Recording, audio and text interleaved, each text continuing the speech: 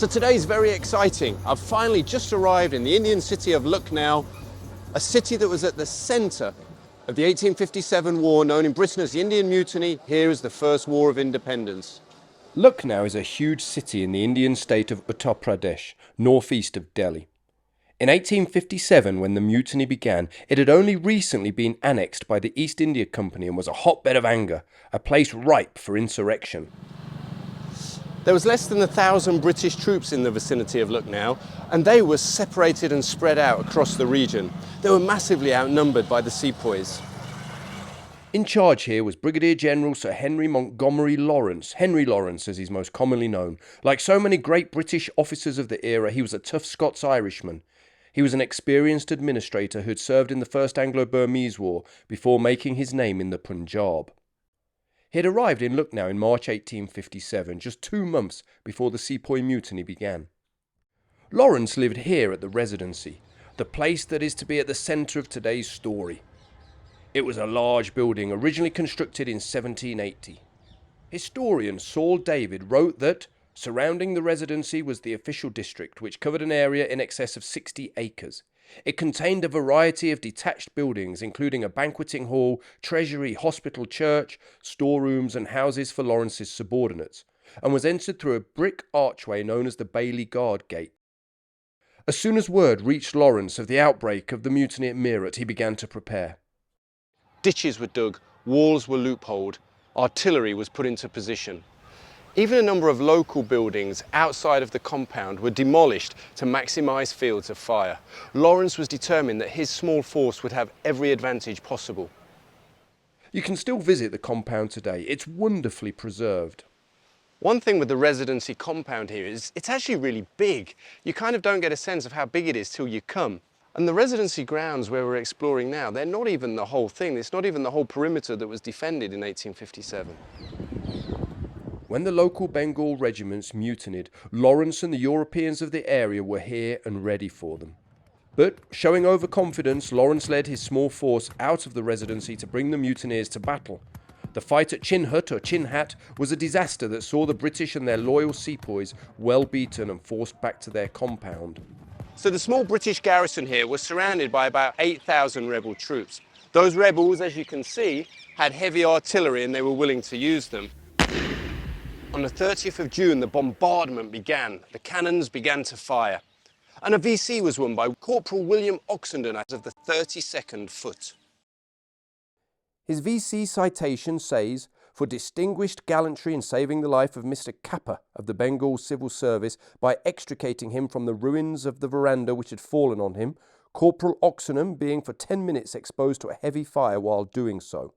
And here, well preserved, is the impressive monument to Oxenham's regiment, the 32nd Foot, who later had fame as the Duke of Cornwall's Light Infantry. It says here to commemorate the gallant part taken by Her Majesty's 32nd Foot in the heroic defence of the Residency.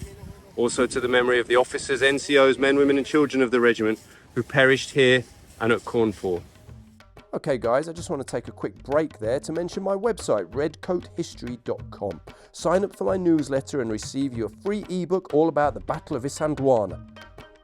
I'm also working on a novel set during the mutiny, so keep in touch to find out more about that. Okay, let's get back to the story. There was now about 3,000 people in the Residency compound, just over 1,700 combatants and 1,280 civilians. They were vastly outnumbered. And the odds of their survival looked even worse when disaster struck on the 2nd of July. Lawrence was relaxing on a couch in his quarters when a shell burst beside him and shattered his thigh. He died of his wounds 2 days later. The burial ground where Henry Lawrence lies is close to the Residency. Near the gate is his tomb, a flat slab of white marble on which is inscribed, "Here lie the remains of Henry Lawrence, who tried to do his duty.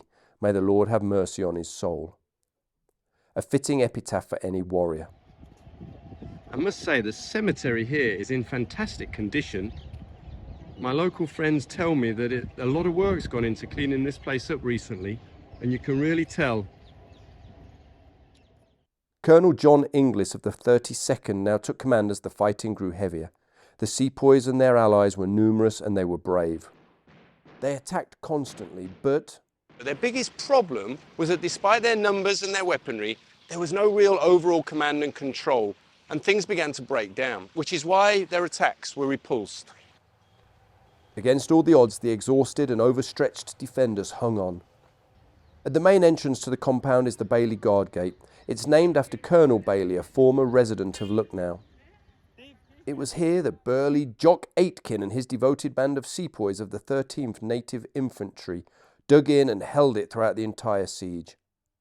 The attacking sepoys were determined to take this position, but poor sighting and use of their artillery meant they were never really able to do so. So just by the gate as you come in is this memorial, this monument erected to the memory of Colonel Robert Hope Moncrief Aitken VC, Bengal Staff Corps, and formerly of the 13th Regiment Bengal Infantry. So this monument, which is starting to fall apart a little bit and is hard to read, is to the memory of the native officers and sepoys of the 13th and 46th Native Infantry, 41st and 71st, the Oud Irregular Force or Avad Irregular Force, native pensioners, new native levies, artillery and Lucknow magazine, who died near this spot. And amazingly, here amongst the bushes is a shoe from one of those sepoys. Okay, it's not really. So it's amazing to think this post here, Martiniere Post, was defended by mainly schoolboys. They were under the command of Mr. Schilling, their teacher, and even when they were joined by regular troops of the 32nd, Mr. Schilling remained in command of this post. I think that tells you everything you need to know about him as a man. And guys, La Martiniere College is probably the most interesting school in the world. I have an entire video coming up about it soon. It's a wonderful place packed with secrets. You don't want to miss that video, so please subscribe, hit that notification bell. And the fighting wasn't just happening above ground. Even underground, the sepoys dug down to try and undermine the defences.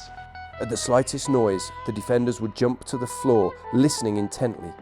In his book, Sketches and Incidents in Lucknow by Lieutenant Clifford Meacham, he said, "A more serious operation, however, was to lie quietly at the end of the mine, listening to the enemy's miner coming closer and closer, until his pickaxe actually pierced the gallery and exposed the disconcerted workman to the view and to the ready pistol of the gallant solitary sentinel. To perform this exploit was the glory and delight of the much lamented Fulton. For hours together he would remain at the post, regardless of the intense heat, of the excessive discomfort, and careless of the extreme danger, like a terrier watching at a rat hole." Whew, I don't know about you, but that is not a task I would relish. Meanwhile, as the defenders battled the rebels as best they could, a relief force was slowly trying to make its way through to them. Major General Henry Havelock led a small force for the relief of Cawnpore and Lucknow. He reached Cawnpore but was too late to stop the surrender and massacre of the defenders there. See an earlier video of mine for more on that. He then tried to advance to Lucknow, but his force was decimated by illness and too weak to fight its way across the 48 miles of enemy-controlled territory. With Havelock unable to fight his way through here to Lucknow, he sent a message to Colonel Inglis recommending that he try and break out. But that was unrealistic. With the number of casualties, the number of civilians he had with him, there was no way he could do it. Major General Sir James Outram now arrived with extra reinforcements and took over from Havelock. His relief force now numbered just over 3,000 men, including 6 British and 1 Sikh infantry battalion. The force was divided into 2 brigades, one under Brigadier James Neal of the Madras Europeans and the other under Colonel Hamilton of the 78th Highlanders. The dangerous march from Cawnpore to Lucknow began on the 18th of September 1857. Days of tough fighting followed. By the 23rd of September, the force had reached the edge of the city. Brutal street fighting ensued as the Redcoats moved along the narrow alleyways. They were taking heavy fire all the way. Casualties were very heavy. Amongst those killed was General Neal, shot in the head as he advanced by a rebel sepoy. Neal was and still is a bit of a controversial character, brutal in his dealings with Indians and also insubordinate and highly critical of Havelock. But for all of his faults, he was certainly a brave warrior.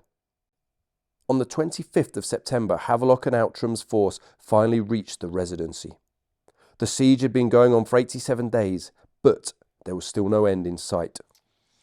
So despite managing to fight their way in here, Outram and Havelock realised they were now stuck as well. They'd taken too many casualties to get here, and there was no way they had the force to then break out again. The extra men, though, meant that the defenders could expand their perimeter and improve their defensive positions substantially.